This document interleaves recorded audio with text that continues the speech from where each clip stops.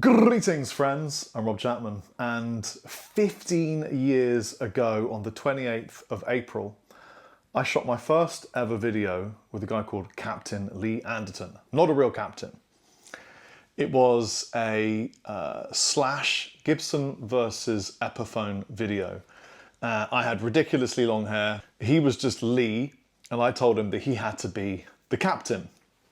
And he said, why? And I said, because we're in a ship sailing towards Tone. And from that day on, all sorts of things changed. And man, a lot has changed in 15 years. It's insane. One of those things would be Chapman Guitars, which of course wouldn't be what it is without my bro Lee, who is one of the founders and one of the shareholders and owners. And I thought it might be fun today to, for the first time, I think it's for the first time, please forgive me if it's not because I've filmed over 2,500 videos now, teach the jam, the classic Andertons, Captors and the Captors. I don't think I've ever said that before. Captain and the Chappers, or Chappers and the Captain, jam. You'll know the one, you hear it all the time, it's ubiquitous on YouTube.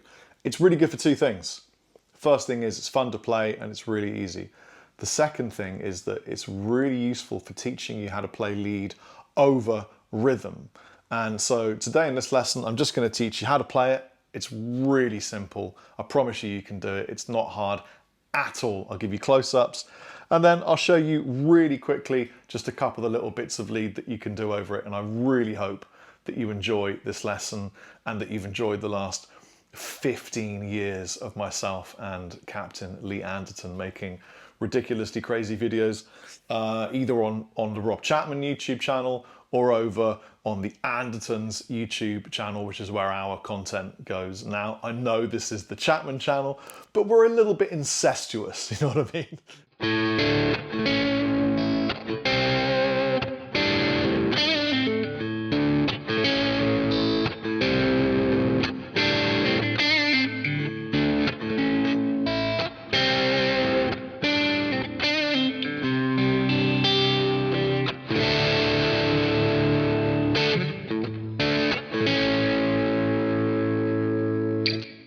Super easy. I'm tuned to standard for the first time in a long time. Wearing a hat because my hair looks horrendous and I forgot to get it cut. And this is in A minor blues. Well, blues, so you can play some major licks, you can play some minor licks because hey, that's what the blues is all about. Here are some close-ups. Alrighty, we're going to start at the 7th fret right here. We're going to put our little finger and our ring finger on the G and the D string.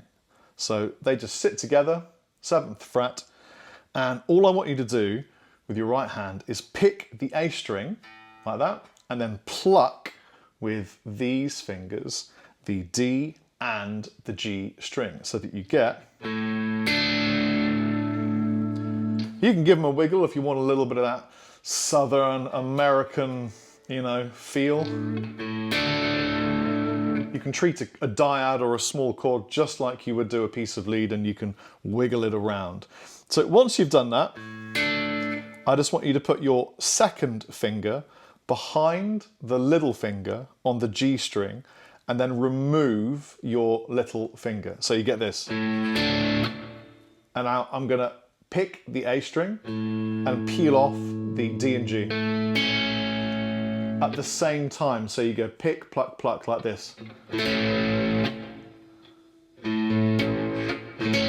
So far you've got nice and easy. You'll notice that the selection of notes I'm using for this rhythm are mainly contained within the A minor pentatonic scale. The one exception is the note we've just played, this one here, which is a major third.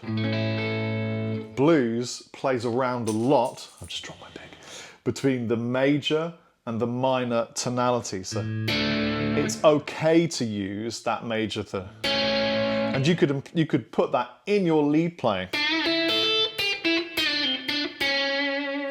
and it still works because blues is kind of magic. From here, we're just going to put our first finger down and we're going to press down the D and the G string, but we're not going to touch the A string with the tip of this finger. Leave the A string open. And again, we're going to pick, pluck and pluck the A, D and G string to get this chord. So you got,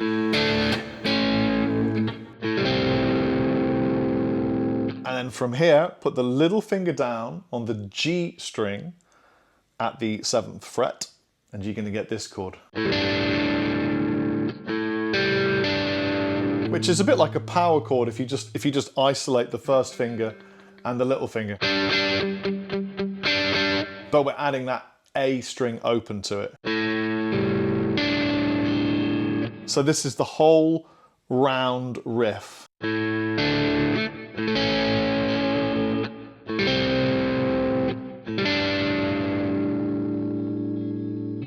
And I would practice that until it's kind of boring for you.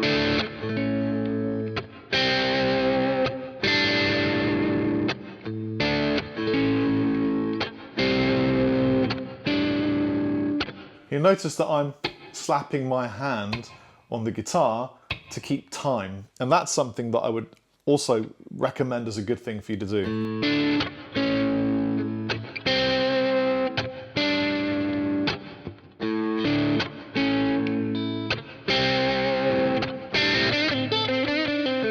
Now, because I'm sat on that position 1 blues scale, you can incorporate very small licks and phrases and stings and just bits of mood into this round of small dyad chords. You could even do major blues and then minor blues. So when we got this first part, why not do something like, and then when you get to the, you could do something minor.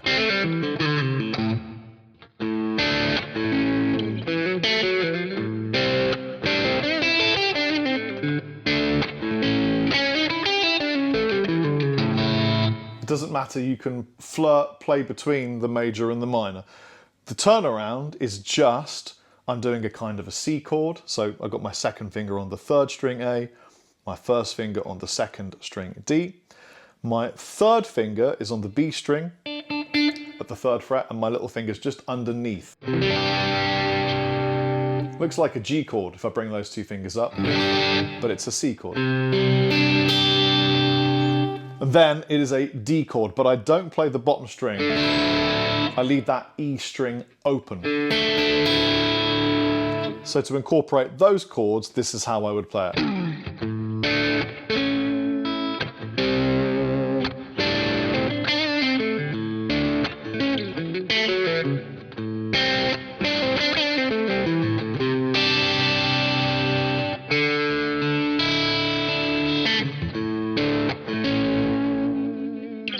You know, I've been playing this for 15 years and I'm still finding fun new things that you can do within it. So for example, I mentioned this major 3rd that we have here on this 6th fret G string. Well, here's a beautiful arpeggiated kind of scale that you can use to sort of emphasize that note. You can start here with the 2nd finger on the 5th fret. That's our root. Put your 1st finger down on the A string, 4th fret. You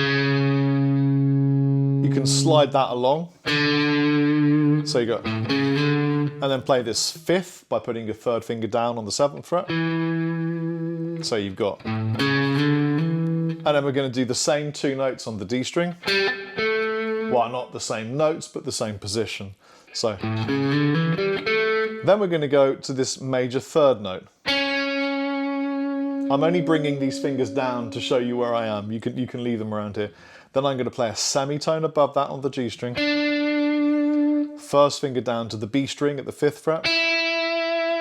Little finger down to the B string at the 8th fret. Bring the 1st finger down 1 string. And the little finger, a bit of a stretch, but if your thumb is on the back of the neck, kind of where it should be, you'll be fine for this. So that's the 9th fret, and then coming backwards it would look like this.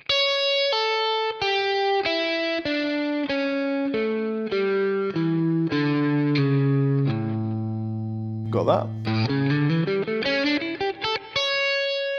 That's a Mixolydian arpeggio. We can put that over this. The first half, you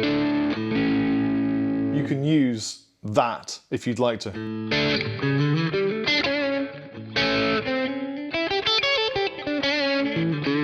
When you get to here, because this is, speaking of minor tonality, you really need.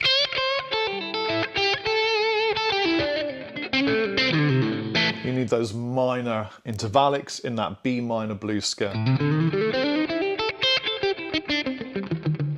All those notes will work.